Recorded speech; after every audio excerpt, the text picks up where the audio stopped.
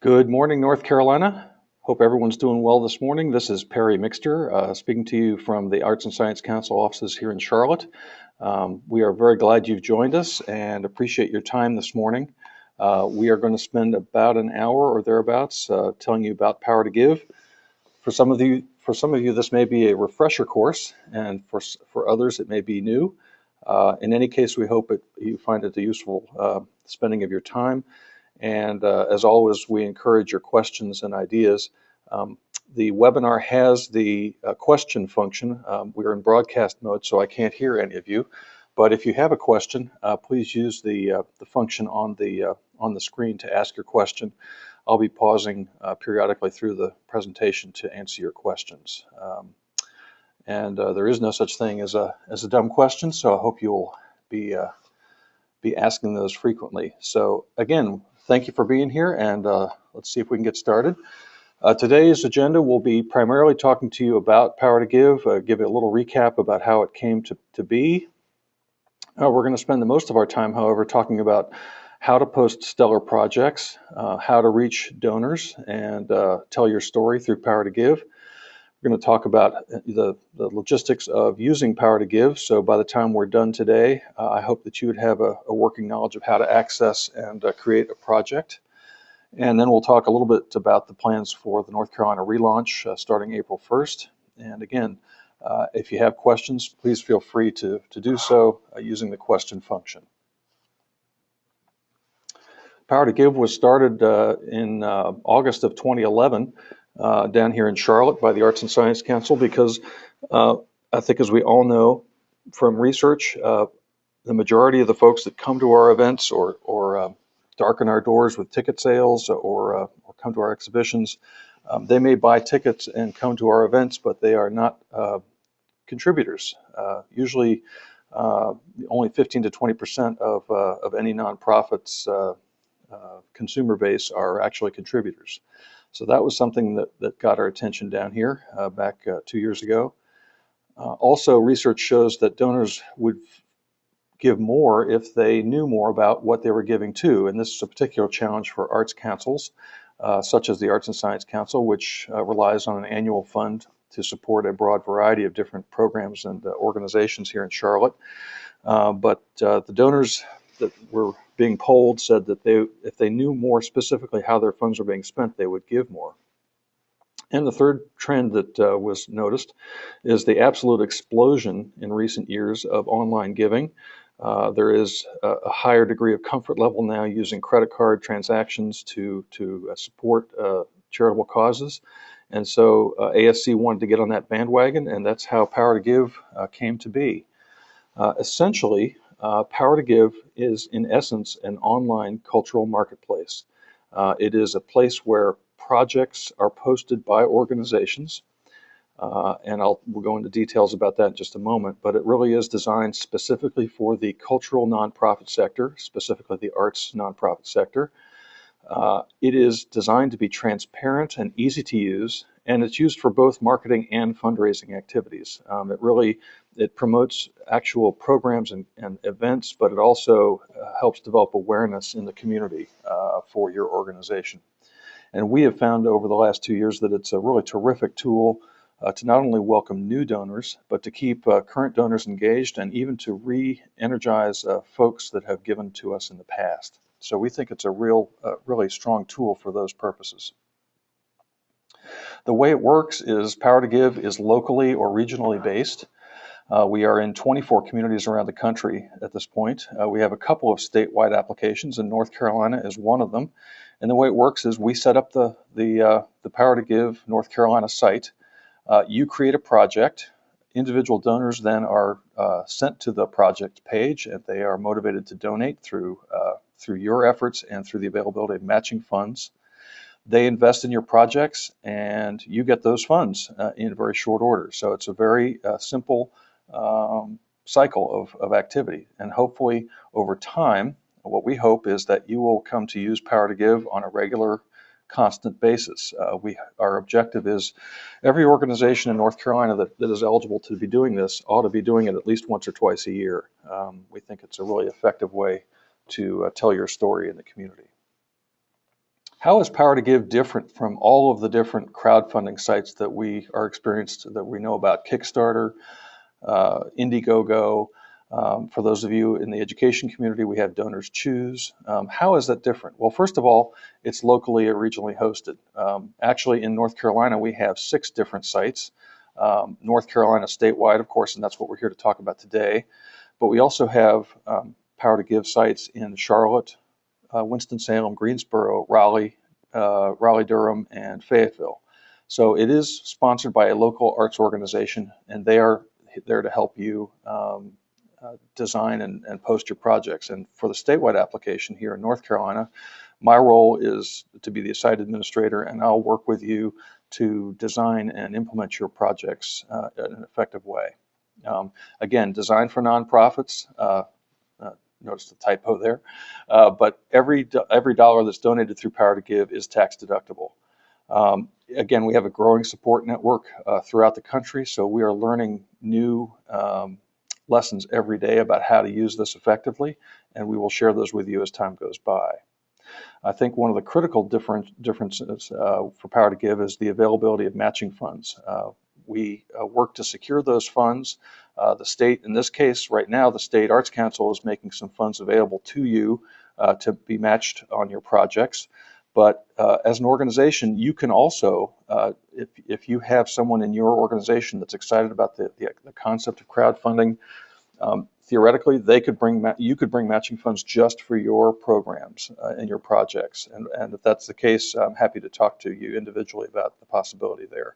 But again, the matching funds component is a real motivator for donors to give. We have a gift card functionality, which other sites don't have. Again, there are virtual gift cards that you can give. So all of you should be giving gift cards. If you have projects on Power to Give, give those gift cards out and get people to support your projects. And I think the most important thing in this case is you keep what you raise. So if you have a project that was budgeted for $5,000 and you raise $3,500, you keep the $3,500. That's not the case with Kickstarter and other national crowdfunding sites.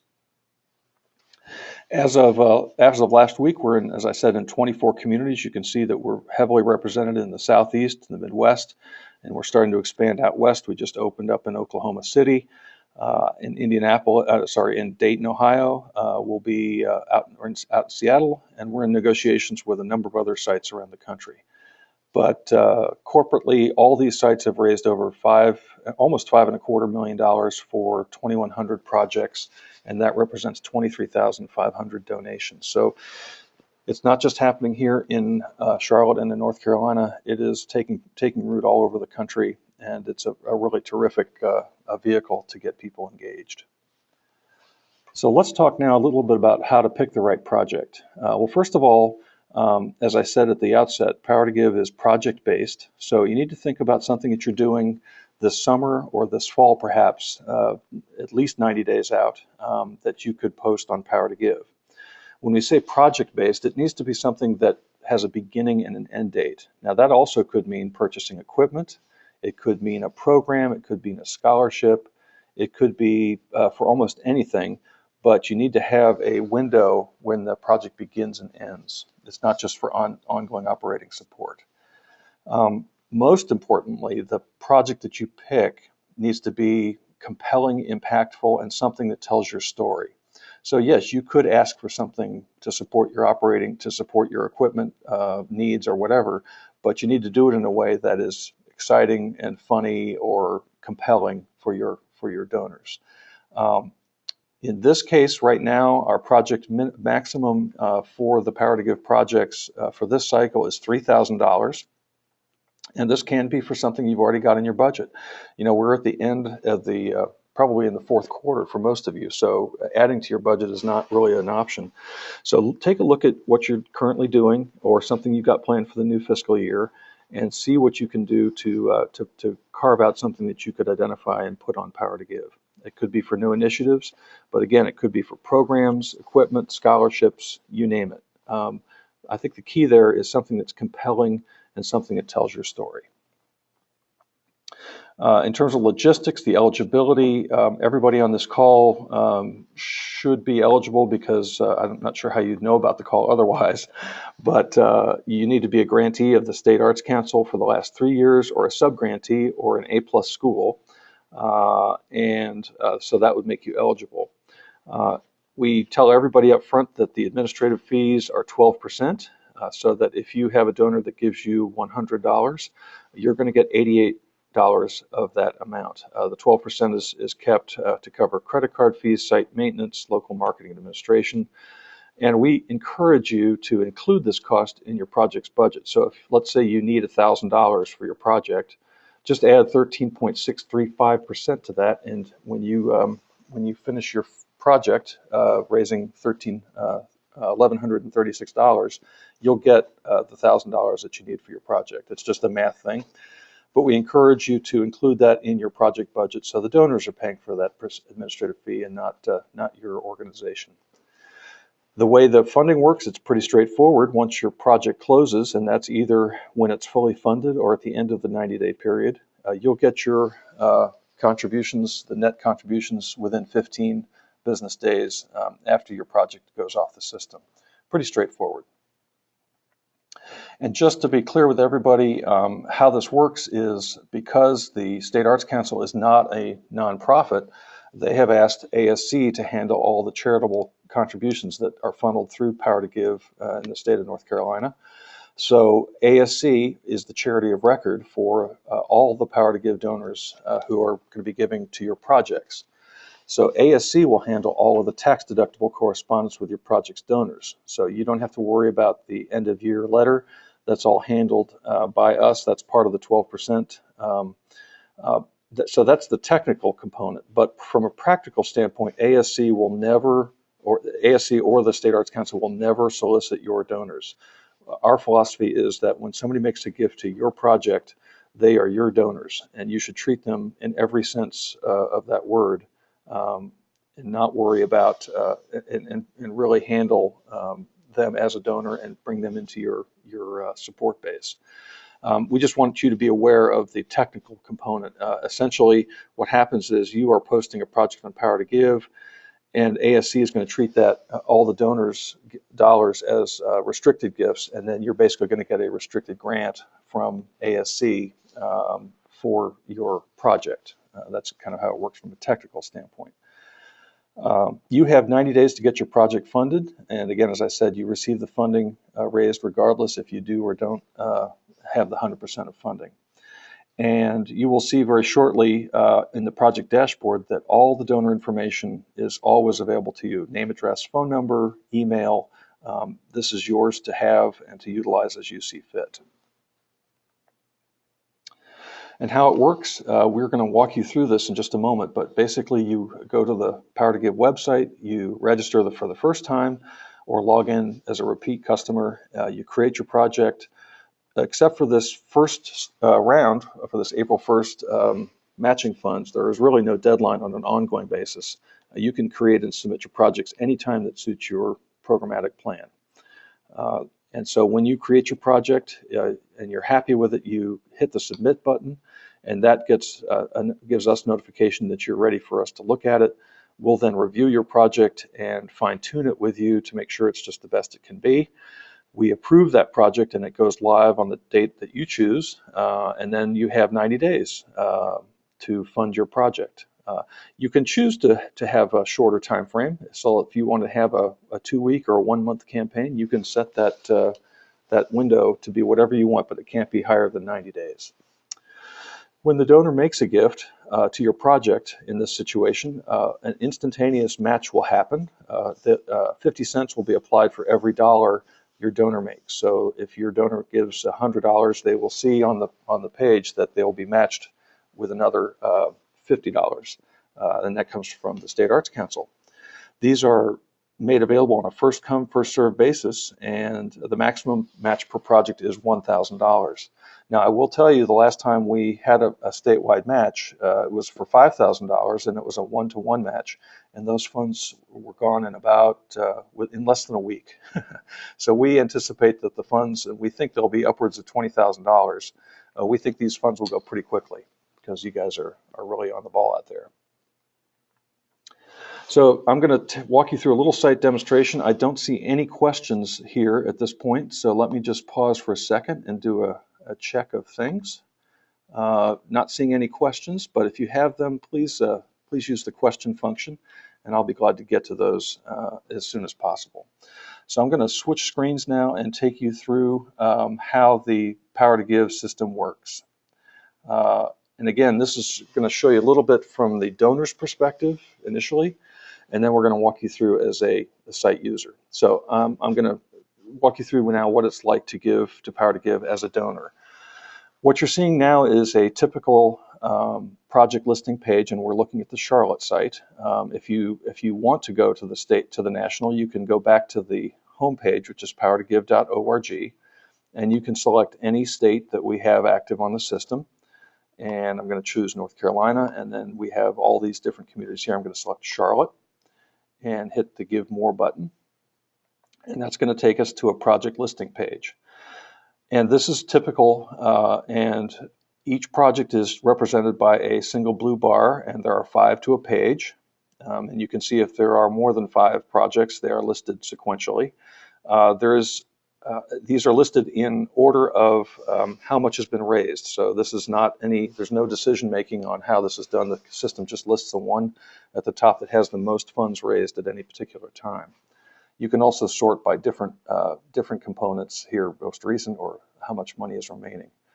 One thing I will pause to tell you, there's a little secret thing I want you to reference and encourage you to use this as a resource tool. Under the Projects tab, there is a completed projects listing. And this, if you click here on any of the sites, you will see the completed projects. And we encourage you, as you think about the projects you want to list, take a look at the completed projects page. And let's say you're a dance company. You can select just the things in that particular site that were dance related. And you can take a look and see all the different ideas that people have used to raise money on Power to Give. There are just tons and tons. We have over 2,000 projects now. So certainly someone somewhere has done something similar to what you're thinking about. So use that as a resource, the completed projects, and you can take a look and see what other people have done. And we encourage you to steal ideas. In any case, here's the Charlotte site, and we're looking through all this. And I, as a donor, see here that each project has a photo, has the title, the name of the organization, a little progress bar on how much they've raised and how much is left to go. And I also see that we have here in Charlotte, we have an anonymous donor who is providing a 50-cent match, very similar to the way it's going to be for the state project. So I'm going to take a look at this Community School of the Arts project. I think that's kind of cool. I like that picture. I love what the CSA is doing. So I'm going to click on the Give and Learn More button. And this is going to take me to the project description page. And this is where the detail of this project is listed. And this is the kind of result that you will have for your projects when you fill out the web form for your project design. This gives me more detail about this particular project.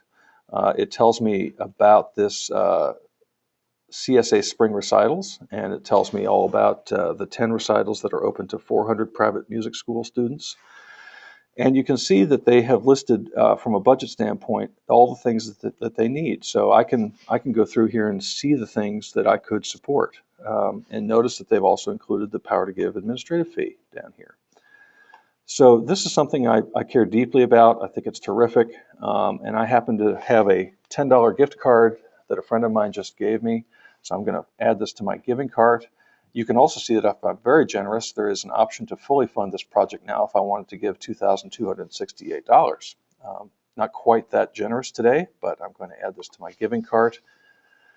And this is going to show me a summary of this donation as a possibility. Now, I can also continue to give by clicking on the Keep Giving bar, much like you have with Amazon or any other online retail experience. You can see that the system automatically lists some additional recommendations. There's another CSA project listed here. There are a couple of other theater-related projects, so the system will automatically generate projects that are similar to this one to encourage my contribution. But you'll see what the system has done is it's automatically applied that sponsor match that I was seeing. So effectively, I'm giving $15, although I'm only going to get credit for 10. So I like this. I want to complete my donation. So I'm going to click on that button. I'm going to magically fill in all my information here. Put my phone number, and then select the gift card option. And I have a gift card here hopefully lined up. I'm going to hit on the complete donation button.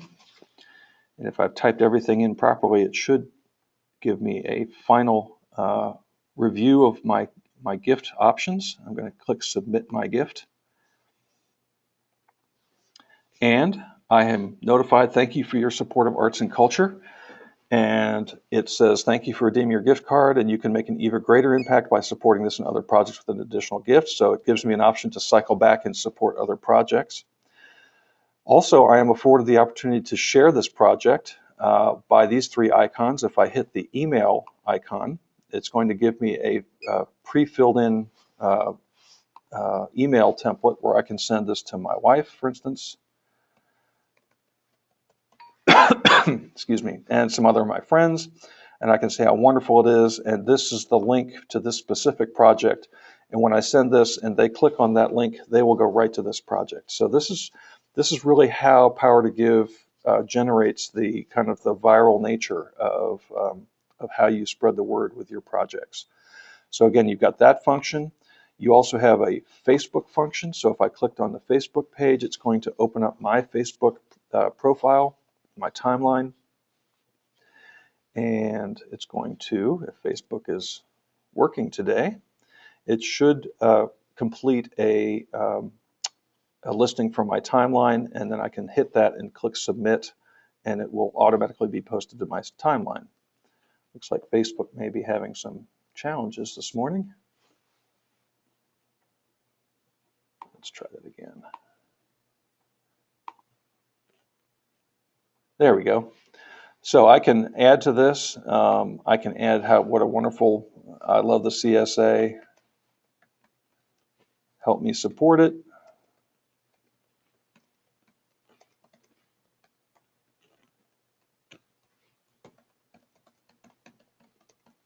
And then if I hit share link, that's going to go to all of my friends on my Facebook connection. So that's something to look at. And there's also a Twitter option. If I clicked on that, that will open up my Twitter feed, and I can tweet that out to all my friends. But again, all these are available to the donor as they make the gift. Now, if I go back and check my email, you're going to see two things. I'm going to get a notification personally that thanks me for my $10 gift card use, and that I've given it to Take a Bow CSA Spring Recitals. And I'm also encouraged to spread the word. I can also go in and write a testimonial. And so as a donor, I'm going to receive that notification. If I was the manager of the CSA, I am going to get this notification that Perry Mixter just gave a gift of $10 to your project, Take a Bow Spring Recital. So every time your donors make a gift to your project, you're going to get one of these emails, which will then prompt you to thank them personally, so that you're going to get instantaneous notification whenever anybody makes a gift on your projects. Let me just pause here. Don't see any questions. You all don't have any questions. That makes me nervous. Let's see. Not seeing any questions. So I just will continue on. So that's how the donor experience is for Power to Give. And I hope that shows you how easy it is for folks to give to projects. Now, I walked you through from the top level.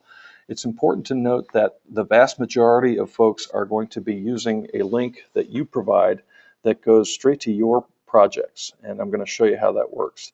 But as a site user, you will be given a dedicated URL that will go only to your project. So your donors are not going to have to sift through dozens and dozens of listings on the North Carolina page. Although they're certainly welcome to do that, they are going to be by and large directed to you, to your projects through the URL that you use.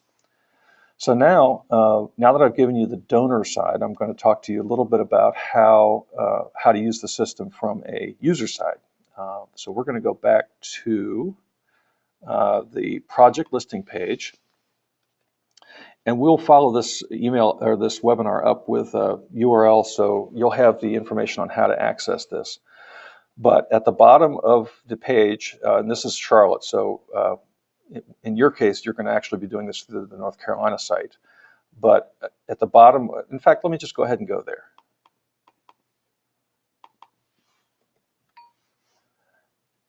If I go to the North Carolina site, right now we don't have any projects because we're gearing up for this launch. But when you go down to the bottom of this page, which will send you the link for this, you're going to click on the Create and Manage Projects. And this is going to take you to the logon page where you will log in as a user. Now, the first time, if you haven't used the system before, you're going to need to register. And so we're going to walk you through that process. I'm going to click on the registration link. And here I'm going to just fill in my information.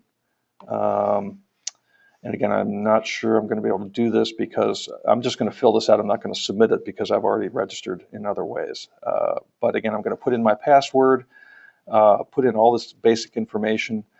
A couple of things you're going to need to have on hand is your solicitation license with the state of North Carolina. So you're going to need to put in the expiration date and maybe the registration number. And then you're going to need to select the organization that you're with. Now, if you don't have, if you're not listed here, just simply add a new company and fill out this information. Again, a little bit more information, but once you've done that, you're off to the races. So that's just, you're only going to have to do that the first time. So I'm going to go ahead and actually go back to the Charlotte site. Let's see here. Just give me 1 second. Go back to the Charlotte site. Now I'm going to log in because I do have I'm pre-registered here. So I'm going to go ahead and log in using my Charlotte user information. And when I log on, I'm going to be taken to what we call the project dashboard. And this is where you basically drive your program, your projects. And it looks very similar to the way the public sees it, with a couple of different aspects. First of all, on the left here, there's a green box that shows all of the current matching funds available on the system. And here in Charlotte, we have 2 current matching funds. One is Blue Cross Blue Shield, with a very small amount left on it. And then we also have an unrestricted match fund of $50,000. And right now there's $39,504 left on it. The great thing about this is you can check the status of the funds that are available to you at any time. You don't have to call up Jeff Pettis or myself and say how much is left. It's right there for you to see, and that gets updated live all the time. When you build your library of projects, and here in Charlotte we've actually had 11, some of these are samples, but they are listed, all the projects that my organization has created are listed here. And you remember I talked about that permanent URL. This URL in the center of the page is that URL that you need to use. If I were to use this URL in a new window,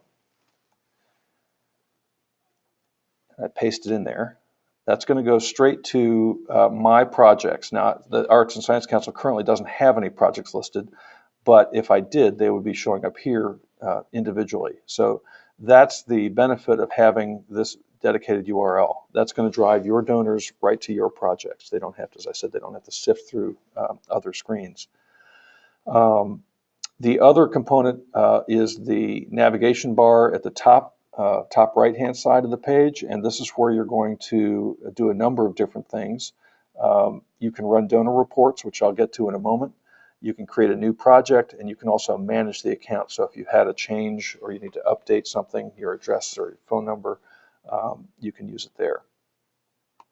So in this case, I'm going to want to create a new project. And so I simply create the new project option here, select that. And this takes us to the project detail page. And the components here are essentially the things you saw on that project description page.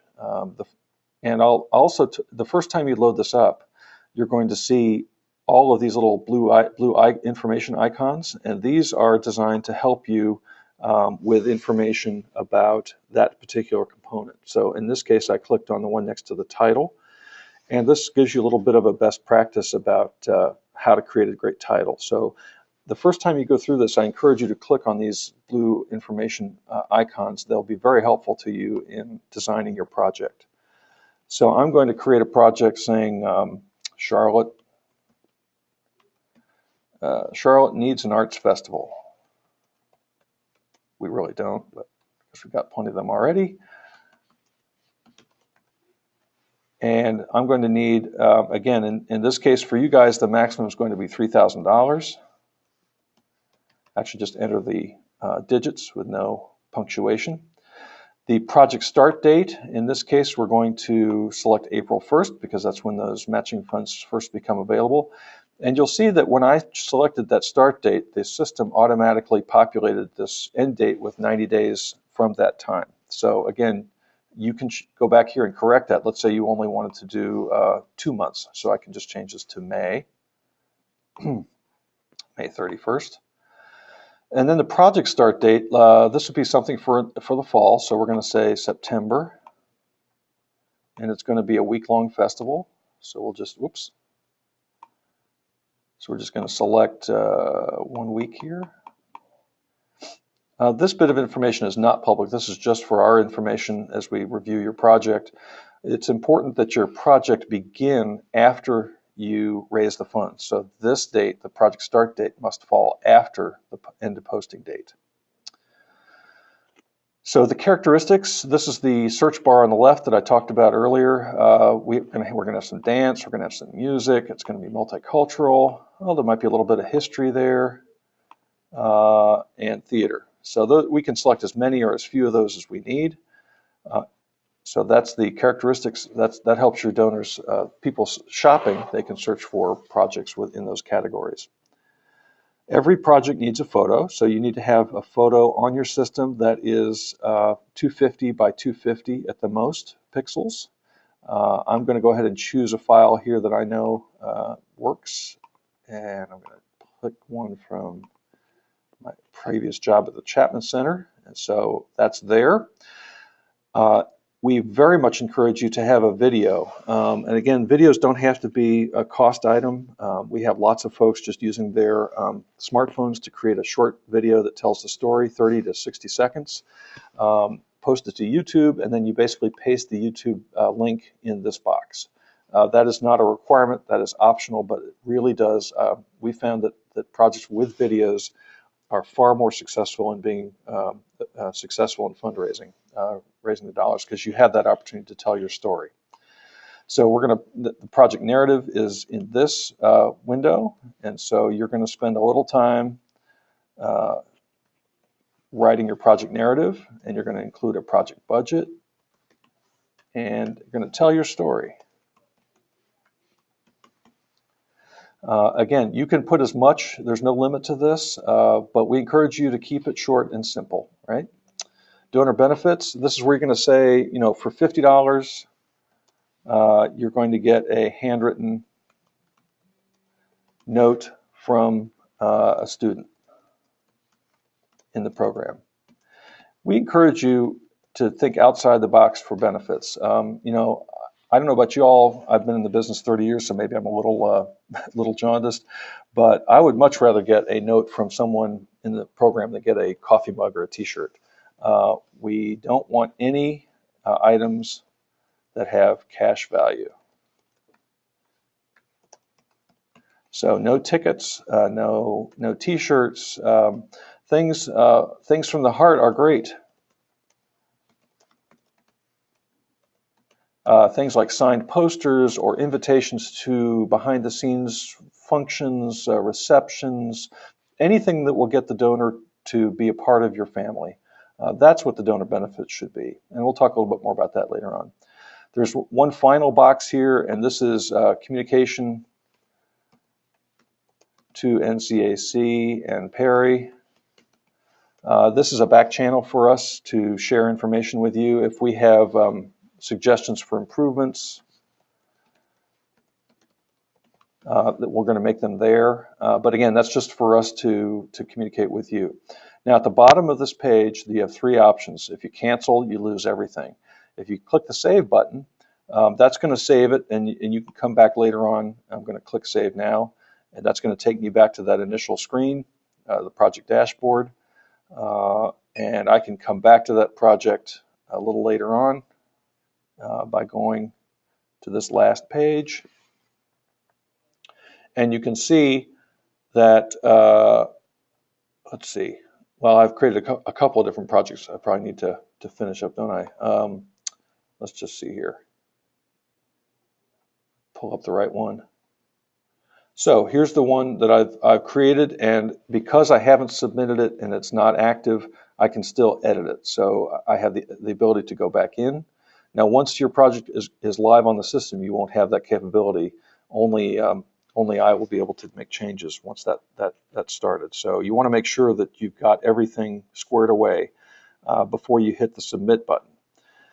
And before you do that, you need to hit this link here, and this is going to bring up a user terms and conditions, and this is basically the legal contract that you're entering into with ASC and the State Arts Council about how you're using the system. It's pretty again, I'm not going to go into it now, but you can review it later on. It's basically straightforward, but you're going to click the I accept button, and then you're going to hit the submit button. When you do that, that's going to send a notification to Jeff and I that it's time for us to look at your project and review it and get back to you. So that's basically the project creation process. And then once we have reviewed that, we'll approve it. It'll go live on the date that you select, and then you've got 90 days to raise the funds on the system. It's pretty straightforward. Let me just pause now and see if there's some questions. Now, I've got two. Terrific. Angie Chandler, can you clarify that the NC Arts Council will give 50 cents per dollar up to $1,000? What is the total amount that could be raised by the nonprofit? Yes, Angie, the way it works, NC Arts Council is going to give 50 cents on the dollar. So from a math standpoint, if you have a $3,000 project and it's eligible for the match, all you have to do is raise $2,000, and the State Arts Council will match that with $1,000. It's done in real time, so as you go through, as your donors make contributions, it's going to be applied instantly. It doesn't get applied after the fact. So the total is $3,000 for the budget. And that is a maximum of $1,000. It's going to be one project per organization. And if you are successful with your first one, and there's still matching funds left, which is, I think, a little unlikely, and you want to post another one, we could entertain that possibility. But really, it's one project per organization at this point. Let's see, J.R. Marshland says, I was a few minutes late joining the webinar, so if you covered this already, I apologize. Why the 3K limit? Is this only projects posted through the State Arts Council connection? Can we post other projects on our own without getting NCAC matching funds? Yes, actually, JR, if you do want to post a project larger than 3,000 and not have the match, you can do that.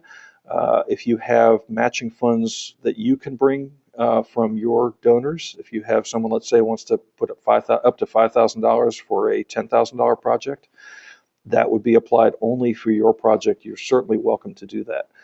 But in this case, for the State Arts Council funding, we are limiting the amount of the match for each organization to be no more than $1,000, and so the budget needs to be $3,000. So that's basically the way it's working in this case. But from a functional standpoint, Power to Give can do almost anything. If you've got ideas about that, just be in touch with me. I'll be happy to talk that through with you. Got another question here from Kathleen Nolte. How does the first come, first serve work? Is it the first project posted or once the project funding is spent? No, it's as the projects are posted. And when I say first come, first serve, that's related to your donors. So if you post a project and your donors don't make contributions, and somebody else makes, another donor makes a contribution to another project, the funding is going to be applied as the donors make their gifts, not as you post the projects on Power to Give. So it really is up to you to promote your projects to your donors. And we'll talk about the way the system works now that we've gone through the project posting thing. We're going to talk a little bit more about how you get donors and how that all works. One more question from Rachel Johnson. How long does it take for a project to be approved by ASC? Rachel, we'll do our very best to get a response back to you within 3 to 4 business days. In this case, we're asking that for this April 1st launch, we're asking that you have your project submitted by March 25th. That would give us enough time to review it and get back to you with any questions or ideas on that one. So I hope that answers that question. Linda Dorman asks, I'm confused about the time element. Our spring concert is less than 90 days away. Our winter concert is not until December. Would I be able to submit my project for the winter concert? Yeah, Linda, that's what I would suggest. The spring concert, if you wanted to do a 30-day campaign for your spring concert, that is totally up to you if you feel like you've got the capability. But I would, if I were you, I might want to aim my efforts on funding for the winter concert. That would give you the time you would have between April 1st and June 30th to raise those funds, and then you would have all that time to prepare for the winter concert, and that would be fine. That's probably as far out as I would go. You can raise money for anything as far out as you like, but again, the farther out you go, the less sense of urgency there is. So I think that's what I would do, especially this first time out. You want to give yourself a full 90 days to raise the funds on Power to Give. On the other hand, if you've got folks in your community who are excited by this and really want to go pull all the stops out in 30 days, you might be able to raise the funds for that spring concert. So again, we leave that decision up to you.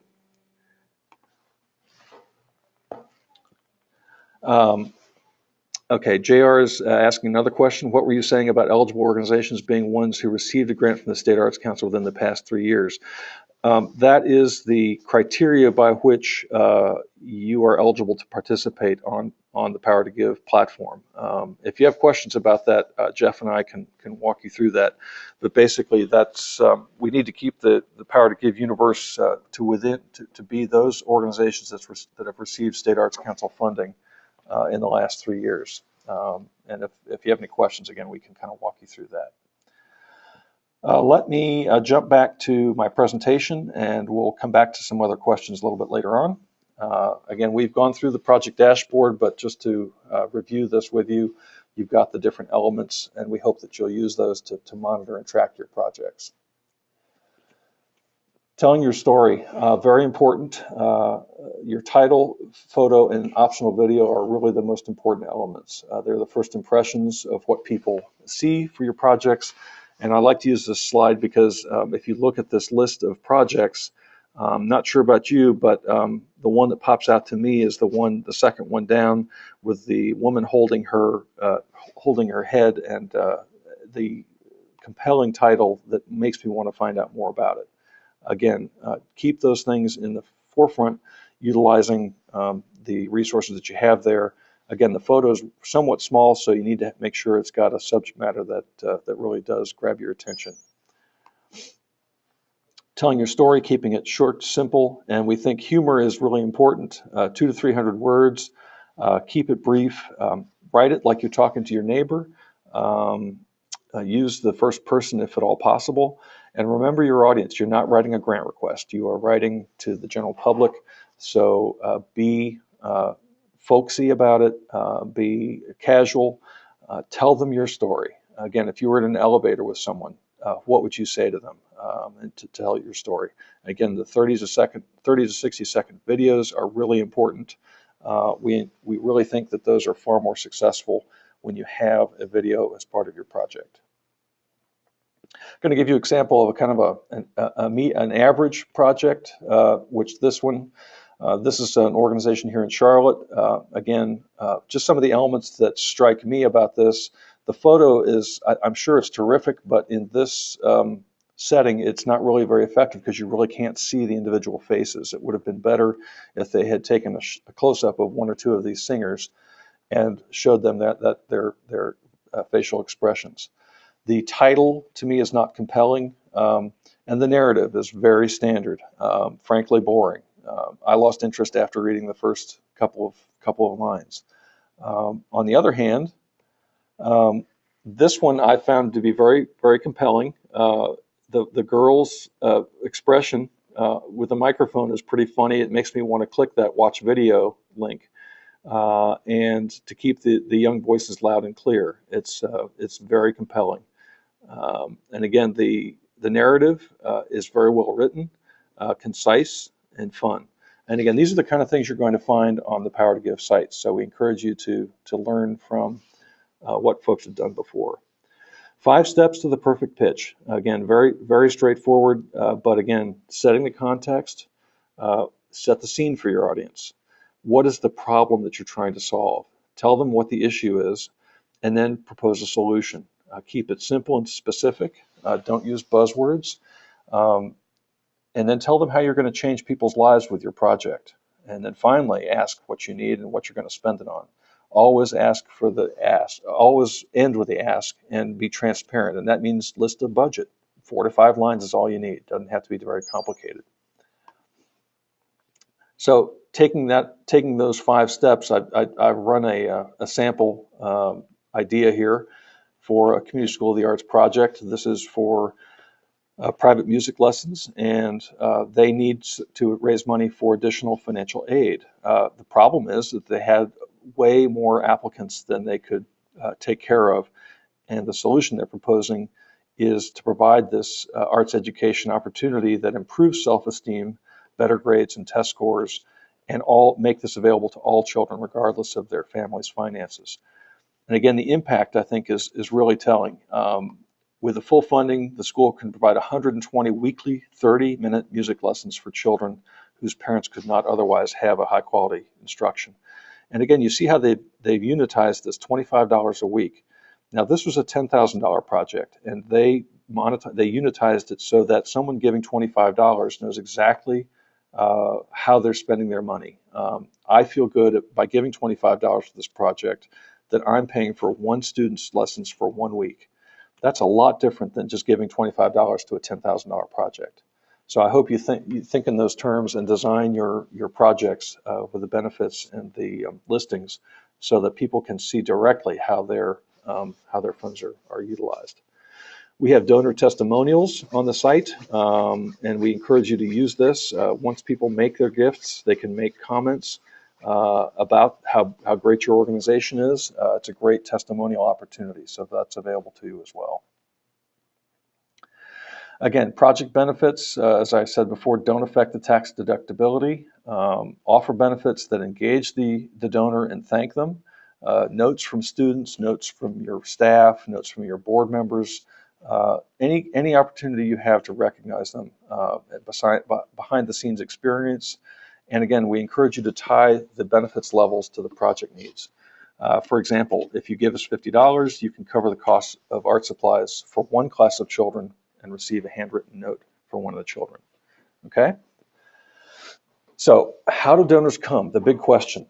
Well, State Arts Council is in the process of developing a statewide awareness campaign. So during the month of April, they're going to have a lot of public radio announcements around the state promoting the Power to Give site and the act of philanthropy. They're going to work hard to build the statewide awareness of the brand and drive visitors there. They're going to do that through email messages, through public radio, media and press release. And as we say, we've secured the matching funds for you. But, and this is the big but, if you post a project and hope people will give, I can guarantee you that you will not receive the funding that you're hoping for. Posting it and they will come is not a good strategy. It's important that you promote your project in your community in whatever way you think is the most effective way. We give you the tools to do this with the permanent URL that drives people straight to your projects. You can use social media to narrowcast, in other words, identifying different target audiences. Some might be more open to email, some might be more open to a Facebook listing, or some might be open to a tweet. But again, use the social media to get the word out. different messages for different audience segments we find to be very effective.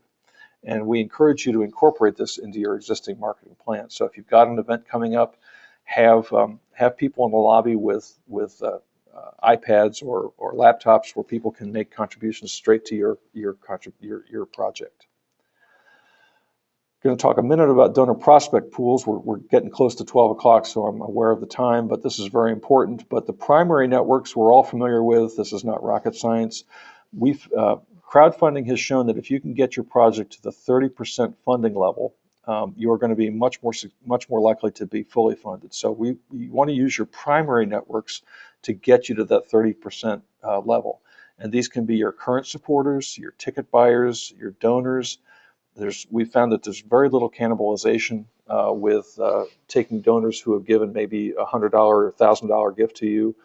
They don't mind coughing up another $50 for a great project. We found other organizations really use Power to Give to try to recapture past donors to get them back involved in the organization. But again, anything with your board members and volunteer staff members, if you have affinity groups such as parents or teachers, we encourage you to use those prospect pools as great avenues to promote your projects. But then you've got friends of friends, the secondary networks. This is going to take you from the 30% to the 100%. And this is where you have to get a little creative and think about the friends and the friends of those primary networks that we talked about in the previous slide. Board members, getting the board members to share with the 20 friends that they have. Very important. This goes right back to the Christmas card list, right? Prior Power to Give donors, if you've had folks who've given in the past, this will help you down the road. But again, utilizing folks who gave to you the first time, help us spread the word. Ask the supporters to post the project URL on their Facebook timeline. It doesn't cost them anything. It takes a very short amount of time and really can help you. If you have a Facebook page, you should be using that big time to promote this project. And again, if you've got a young professionals group in your area, maybe they're excited about technology, have them adopt the project. Giving circles in the community, those are up and coming.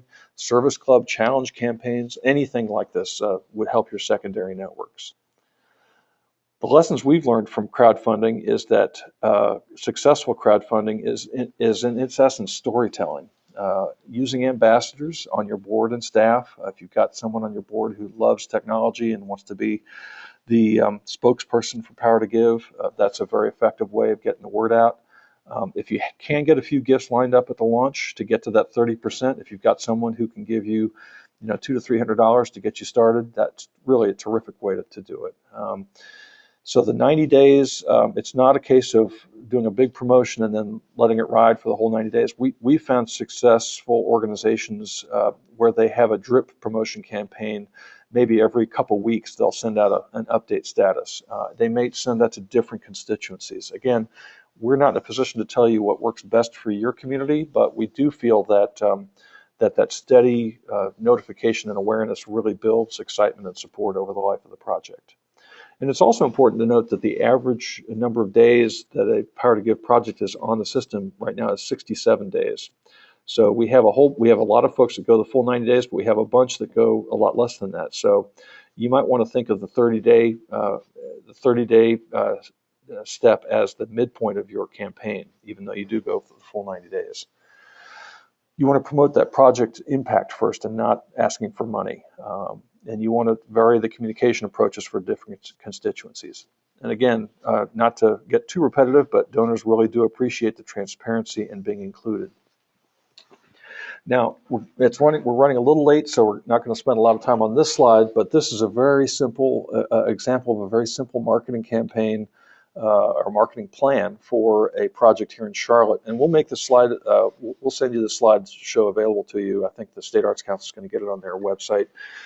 You can download the slide and have it available. But really, we encourage you to develop a very simple marketing plan for each of your projects.